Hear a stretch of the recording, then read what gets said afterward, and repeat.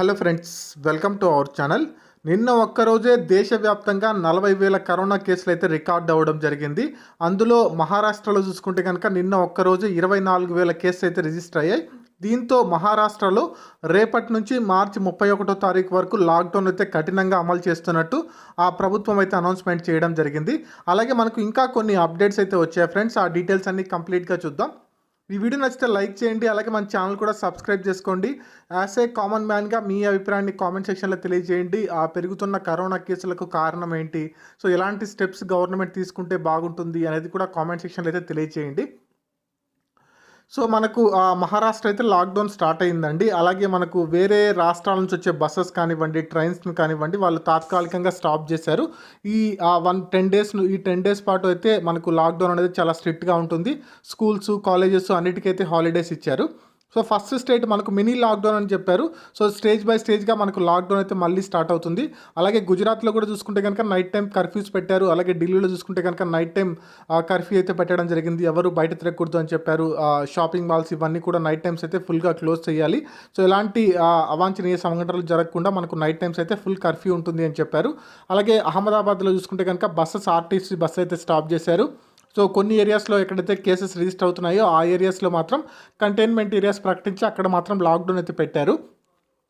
అలాగే మనకు తెలంగాణలో చూసుకుంటే కనుక మనకు ఫస్ట్ క్లాస్ నుంచి 5th క్లాస్ వాళ్ళకైతే క్లాసెస్ క్యాన్సిల్ చేశారండి. వాళ్ళకు వితౌట్ ఎగ్జామ్స్, వితౌట్ క్లాసెస్ వాళ్ళని అయితే నెక్స్ట్ క్లాస్కి అయితే ప్రమోట్ చేస్తున్నారు. అలాగే 6th class, 7th class, 8th class వాళ్ళకు కూడా రేపైతే మండే నాడైతే డెసిషన్ తీసుకుని ఉన్నారు. అంటే క్లాసెస్ కండక్ట్ చేయాలా లేదా అని.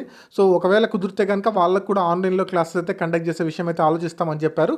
ఓన్లీ 10th క్లాస్ వాళ్ళకి మాత్రమే క్లాస్ అయితే కండక్ట్ చేయడానికి అయితే ప్లాన్ చేస్తున్నారు. దానికి సంబంధించిన చర్చలు అయితే జరుగుతున్నాయి. ఆంధ్రప్రదేశ్లో కూడా ఏదైతే స్కూల్స్లో కరోనా రిజిస్టర్ అవుతుందో ఆ స్కూల్స్కి అయితే హాలిడేస్ ఇచ్చేసి పంపించేస్తున్నారు. మనకు పిల్లల్ని అయితే ఒక 2-3 డేస్ పాటు అయితే రావద్దు అని చెప్తున్నారు. సో మనకు ఆంధ్రప్రదేశ్లో కూడా కేసు అయితే రిజిస్టర్ అవుతున్నాయి. తెలంగాణలో కూడా కేసు అయితే రిజిస్టర్ అవుతున్నాయి. సో చాలామంది స్టూడెంట్స్ టెన్షన్ ఏంటంటే మళ్ళీ ఎగ్జామ్స్ పెడతారా లేకుంటే క్యాన్సిల్ చేస్తారా లాస్ట్ టైం చేసినట్టు అని చెప్పేసి చాలామంది స్టూడెంట్స్ అయితే కంగారు పడుతున్నారు. మరి నెక్స్ట్ ఒక 10 డేస్ పాటు మనకైతే తెలుస్తుంది ఎలాంటి సిచ్యువేషన్ ఉండిపోతుందని. సో మనకు చూసుకుంటే కనుక నిన్న 40,000 వచ్చాయి, మొన్న 35,000 వచ్చాయి, అంతకుముందు 30,000, 28,000 ఇలా డైలీ అంటే మనకు కేసెస్ ఇంక్రీజ్ అవుతున్నాయి. మనకు ఒక పాయింట్ ఆఫ్ స్టేజ్లో చూసుకుంటే కనుక 1 lakh కూడా రీచ్ అయ్యాం మనము.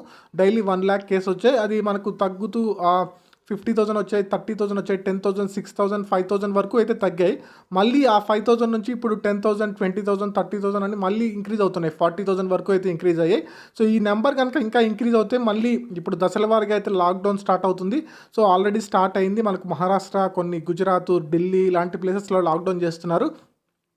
సో మిగతా స్టేట్స్ కూడా వచ్చే అవకాశం ఉంది మనకు. అంటే ఇంకా మనకు నార్మల్గా చూసుకుంటే కనుక లాక్డౌన్ అనేది సో మన తెలుగు రాష్ట్రాలు అయితే ఎక్కడా లేదు, ఎలాంటి రిస్ట్రిక్షన్స్ లేవు. స్కూల్స్, కాలేజెస్, హాస్పిటల్స్ అన్నీ యాజ్ యూజువల్గా జరుగుతున్నాయి. కాలేజెస్, యూనివర్సిటీస్, బస్సెస్, ట్రైన్స్ అన్నీ జరుగుతున్నాయి యాజ్ యూజువల్గా. సో బట్ మనకు ఎక్కడ రిస్ట్రిక్షన్స్ అయితే లేవు. ఈ కేసెస్ కనుక ఇంక్రీజ్ అవుతే మళ్ళీ సెంట్రల్ గవర్నమెంట్ అయితే డెసిషన్ తీసుకునే అవకాశం ఉంది, మళ్ళీ ఎఫెక్ట్ పడే అవకాశం అయితే ఉంది. సో ప్రజలందరూ అప్రమత్తంగా ఉండాలి అని చెప్పారు. అలాగే మనకు సెంట్రల్ గవర్నమెంట్ ఏం చేస్తుందంటే వ్యాక్సినేషన్ కూడా ఇస్తుంది. ఎవరైనా రిజిస్టర్ చేసుకుంటే కనుక వెంటనే వ్యాక్సినేషన్ కూడా సప్లై చేస్తున్నారు. వ్యాక్సినేషన్ స్పీడ్ అయితే పెంచాలి అని చెప్పేసి మనకు పీఎం నరేంద్ర మోదీ గారు అన్ని రాష్ట్రాల ముఖ్యమంత్రులకైతే ఆదేశాలు పంపించారు. సో ఎన్ని డోసులు కావాలంటే అన్ని డోసులు కేంద్ర ప్రభుత్వానికి అయితే ఆర్డర్ పెట్టండి అని చెప్పేసి మనకు చెప్పడం జరిగింది. ఎంత తొందరగా వీలైతే అంత తొందరగా ప్రతి ఒక్కరికి వ్యాక్సినేషన్ అయితే అందాలి అని చెప్పేసి కూడా మనకైతే చెప్పడం జరిగింది. సో దీంతో మనకు మళ్ళీ లాక్డౌన్ అయితే స్టార్ట్ అవుతుంది ఫ్రెండ్స్. కొంచెం జాగ్రత్తగా ఉండండి. ఎగ్జామ్స్కు సంబంధించి మనకు తొందరలోనే అప్డేట్ వచ్చే అవకాశం ఉంది. అది సెంట్రల్ గవర్నమెంట్ నుంచి కానివ్వండి, స్టేట్ గవర్నమెంట్ నుంచి కానివ్వండి, వాళ్ళు తీసుకునే డెసిషన్ మీద అయితే డిపెండ్ అయి ఉంటుంది. సో తెలంగాణలో అయితే కనుక ఆల్మోస్ట్ ఫైనల్ అయినట్టే డెసిషన్. 10th క్లాస్ వాళ్ళకైతే కండక్ట్ చేసి సో ఈ చిన్నపిల్లలందరికీ ఇంకా డైరెక్ట్గా ప్రమోట్ చేసే ఆలోచనలో ఉన్నారు. అలాగే మనకు ఆంధ్రప్రదేశ్లో కూడా ఏంటంటే 8th క్లాస్ వరకు ఆల్రెడీ ప్రమోట్ చేస్తామని చెప్పేశారు. So without exams 8th class వరకు మ్యాక్సిమం ప్రమోట్ చేస్తాము. సో ఈ 9th క్లాస్, 10th క్లాస్ వాళ్ళకైతే ఎగ్జామ్స్ అయితే కండక్ట్ చేసే అవకాశం ఉంది. సో కుదిరితే మనకు పెడతారు, లేకుంటే వీళ్ళనైతే ప్రమోట్ చేసేస్తారు. 10th క్లాస్ ఎగ్జామ్కు సంబంధించి మనకు షెడ్యూల్ అయితే ఇచ్చారు. సో మనకు ఎగ్జామ్కు సంబంధించి 7 పేపర్స్ ఉంటాయి అని చెప్పి దానికి సంబంధించిన షెడ్యూల్ ఇచ్చారు.